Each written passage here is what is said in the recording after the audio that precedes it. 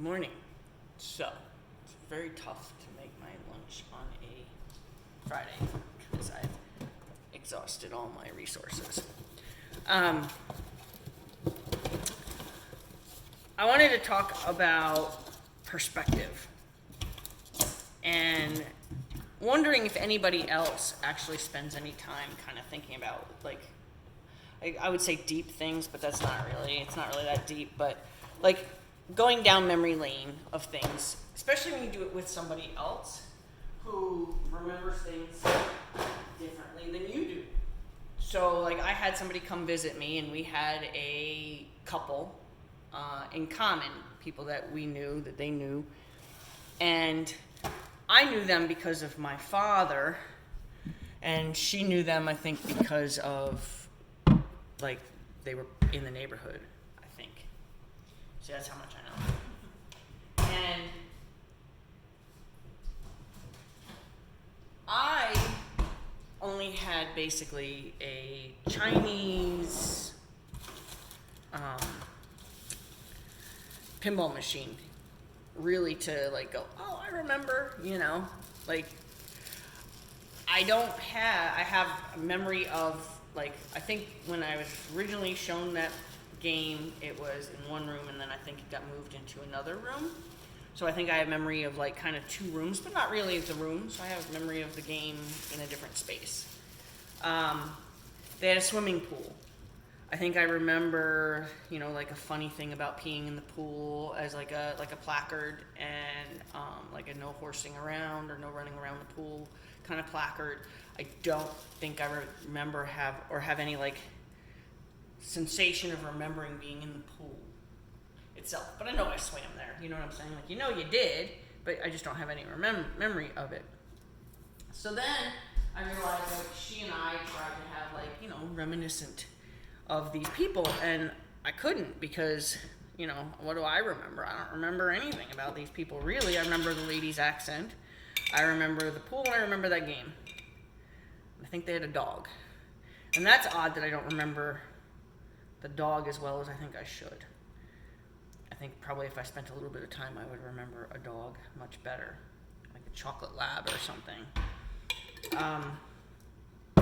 But that's, like, the extent of what I can remember about these people, and what I had kind of maybe more than the town and school in common with this young lady. And the reason that I'm even thinking about it is because Facebook has decided, I guess, that we don't need to see each other's stuff, or we don't need to stay in touch, I guess, because I feel like I don't see her that much since she visited, as far as Facebook. And I have learned that if you do kind of,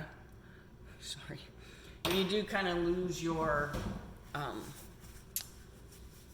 like, scrolling in and seeing people that you think about, if you kind of, like, lose your following of them, it's just Facebook's made a decision that they're not important to you, and all you have to do is go onto their pages and start, engaging.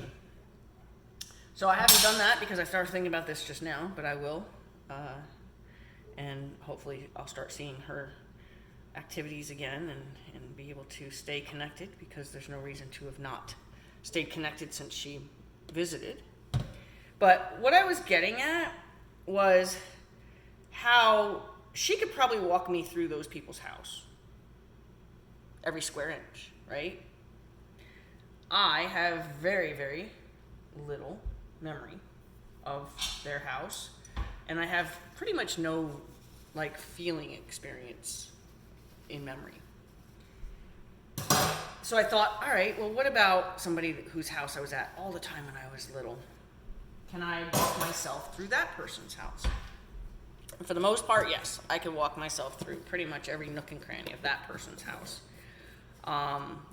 Probably a little limited on, like, the spaces that, kids weren't allowed, or kind of thing, but for the most part, I'm going to say yes, I can walk myself through that person's house, from front door or from side door, or even from the sliding door in the living room, from the deck.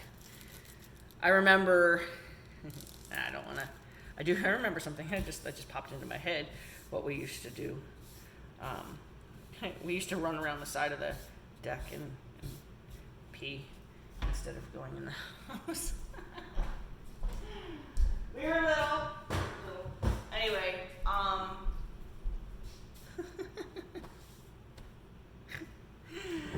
okay, yes, I did just snort. I'm so thrown off by that admission more than the actual situation. But anyway, I could remember the sound of the deck wood. I can remember what it sounded like to go up and down the ramp to the pool. I can remember what it felt like when we all got together and tried to make a giant whirlpool. I can remember feeling the rush of the water. I can remember feeling things from that place. What I'm curious about is when you have memories of things, do you have memories that are like that visceral from some place that you just sort of know? Or do you really only have those memories about like places that you've been a lot? They say like 6 people can pass the same accident and not one person would have the same account of what they saw. I think it's kind of the same thing. But I'm just curious if I'm different because, you ever wonder if you're just different than other people? Like there's people, people who see colors to sound, how would you know you're different until you mention that you might be different? You know what I mean? So I don't know if I'm different, if I remember things differently. Like I can remember specific things about my childhood as like a split little second moment in time. But I can remember it as if it's a memory of my childhood. You know what I mean? Like, does that make sense? Like, as if it's like a full-bodied, impactual memory of my childhood. And yet when I stop and zero in on that one thing, it's literally like maybe a 5-minute thing, But yet it has this huge, expansive feel about it. Just curious, like if anybody else experiences memories differently. I'd love to know how people experience memories. Like I could walk you through my old barn. I could walk you through my day-to-day aspects of my old barn.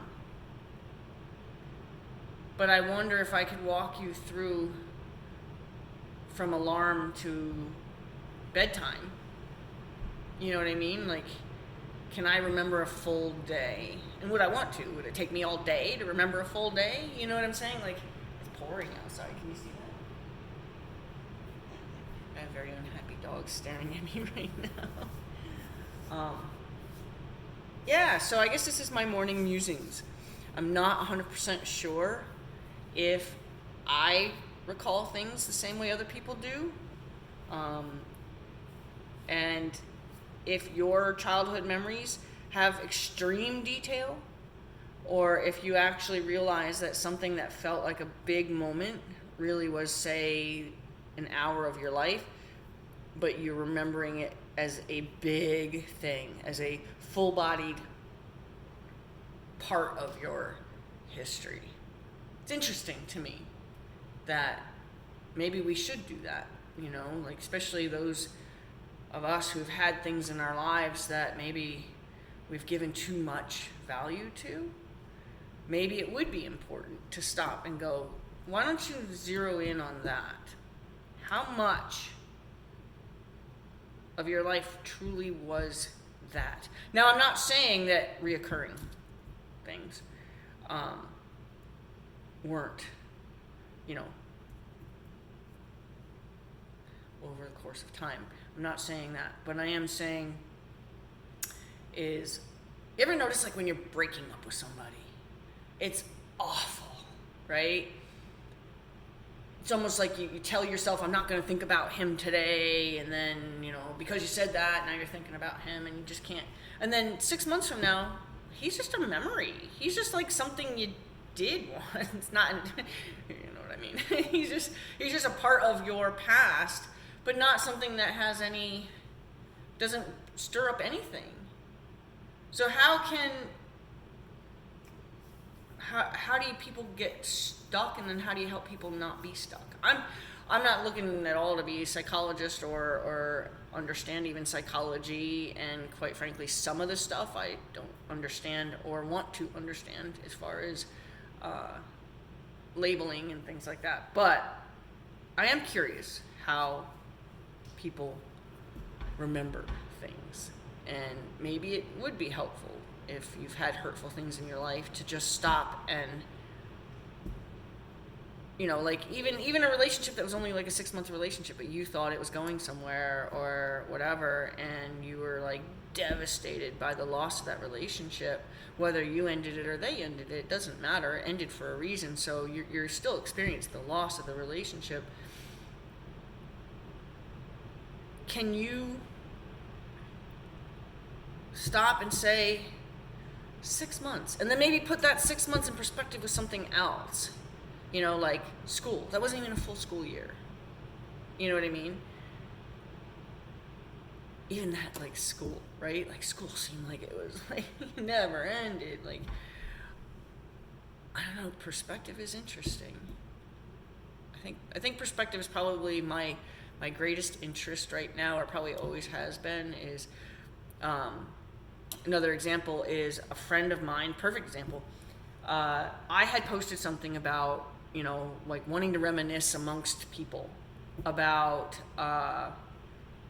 there was a time when a bra strap showing through your tank top or a dress of something, if a bra strap slipped out from underneath the fabric of the outfit, and it was like taboo, right? Like wearing white pants after Labor Day.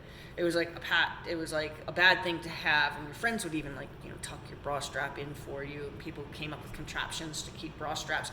Racer back bras came, to light. Like all the different ways of trying to prevent bra straps from showing out from underneath your clothes. And I'm sure at one point it was something like, you were exposing your underwear, right? I'm sure there was like some kind of ladylike aspect that was, years and years and years back. But when I was a teenager, it was just like taboo, it was just like, it was a fashion police experience. And I asked people, like, do you still have a hard time seeing that as almost a fashion? Like, people walk around with bra strap and tank top strap, and and it's not only accepted. Sometimes I think people wear bras specifically to show off their bra straps, and there's nothing wrong with it. I was not attacking the possible new fashion. I was asking, does anyone remember almost anxiety that was felt over picking the right outfit and making sure that you had a bra that would not end up coming out from your outfit? Like, it was like a thought out dressing thing. And so that was my question, like, does anybody remember what it was like to like plan your outfit based on whether or not your bra was going to show outside? And now people wear it as if it's not as if, people wear it as a fashion now. One of my friends, who's about 10 years older than me, had made a comment about, I remember, whatever. I mean, multiple people spoke on this, but, one of my friends, I don't remember what she said specifically, but the next person that said something, what came in with a totally different perspective of what my post was. And it wasn't a very long rant, but it was definitely a scolding on the conversation, or the people who were responding to the conversation. Whether she was scolding me or she was scolding people's responses, I'm not sure. But she did go into detail about how we were body shaming or shaming people. And, and even went into, I think, a little bit of a explanation about how, she wants to show off her expensive bra. And I was like, whoa, like, that's how these like chat groups get into these big fights. That's how people get into big fights on Facebook, social media. It's because one thing was like almost kind of just a fun little, I can't get used to seeing bra straps sticking out of clothes and not remembering what it was like to be like, oh my God, I didn't even see that. Not, that's all it was like, you remember when it was a big deal and now it's not? And then to have one person think that post was like about shaming people. What? Yeah, it's interesting to me, people's perspective and how different our perspectives are. And it made me start to think, like, maybe we ought to stop and start questioning, how do other people experience this? How do other people feel about this? How do other people relate to this? How do other people